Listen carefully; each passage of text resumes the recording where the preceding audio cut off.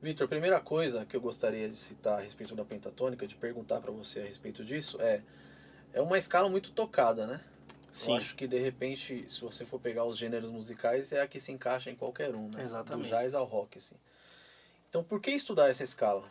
Por que estudar? Por que insistir nela? Por que de repente começar nela? Enfim, fala um pouco aí dessa sua ideia a respeito.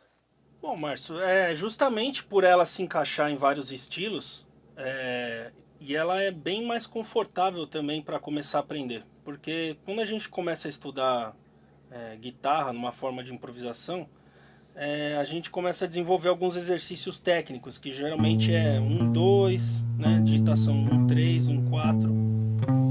E a penta, ela tá justamente dentro dessa área aqui, vamos dizer, né? Então, aquele primeiro desenho que todo mundo aprende, que é um 4, um 3, um 3, um 3, um 4 e um 4, vai usar justamente essa abertura de mão menor, assim, dos dedos, né? Então ela facilita muito para aprender e também pela que você pode aplicar em todos os estilos, né? Legal. Realmente é uma escala que a gente vê, como eu disse, do jazz ao rock, assim, né? Você vai ver a galera utilizando. Bem legal. Quando a gente pensa em pentatônica, a primeira coisa que vem na nossa cabeça, de repente seja até um equívoco, mas a primeira coisa que vem na nossa cabeça é rock and roll. E o que você acha sobre isso? Bom, na verdade, o que eu acho é assim, tem muito material sobre pentatônica e muitos desses materiais, eles vendem pra gente que a penta é o som do rock and roll, é o som do blues, mas eu não penso assim não. Eu acho que o blues e o rock and roll, ele tá muito por uma questão de sotaque do que da escala propriamente dita, né? Então, por exemplo, se você fizer um lacete aqui pra mim, eu vou demonstrar isso. Né? Então dizem que a pentatônica ela tem o som do blues do rock, mas se você fizer o acorde, né, e eu fizer isso aqui,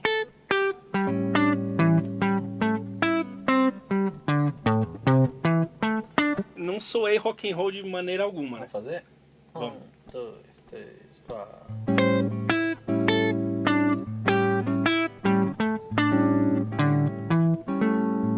Isso não tem som de rock and roll, né, Uhum, em lugar nenhum, né? uhum. Então o que é interessante da penta? Ela tá ali, só que o recurso dela é muito fácil de você usar sobre os acordes. Porém, o que vai trazer a sonoridade é a questão do lick, né? Do fraseado que você constrói, das diferentes cores que você acrescenta à pentatônica, por exemplo, né? Um, dois, três, quatro.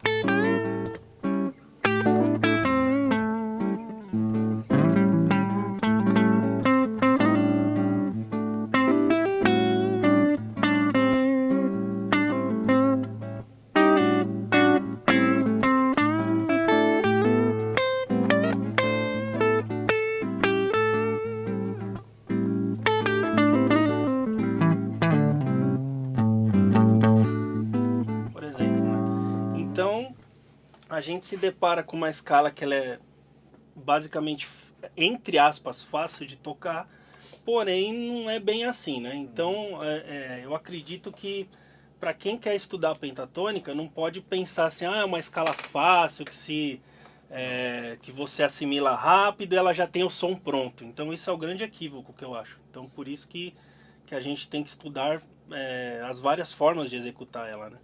Eu tive uma experiência com a pentatônica. Foi o seguinte, quando eu comecei a estudar jazz, começo dos anos 2000 ali, 1998, 1999, eu tocava um pouco de rock, não cheguei a tocar rock mesmo, assim, mas eu tocava uma onda mais funk, mais soul, e eu tinha na minha cabeça essa ideia, né, da pentatônica rock, então eu meio que parei de utilizar, de estudar e tal. Mas aí eu achei um disco que eu não vou lembrar o nome agora do álbum, do Pat Metheny com o B.B. King, que aí mudou a minha forma de entender a pentatônica, né?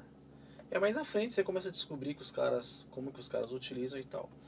Mas é bem interessante, porque o B.B. King ele tinha um lance de fraseado assim, cara.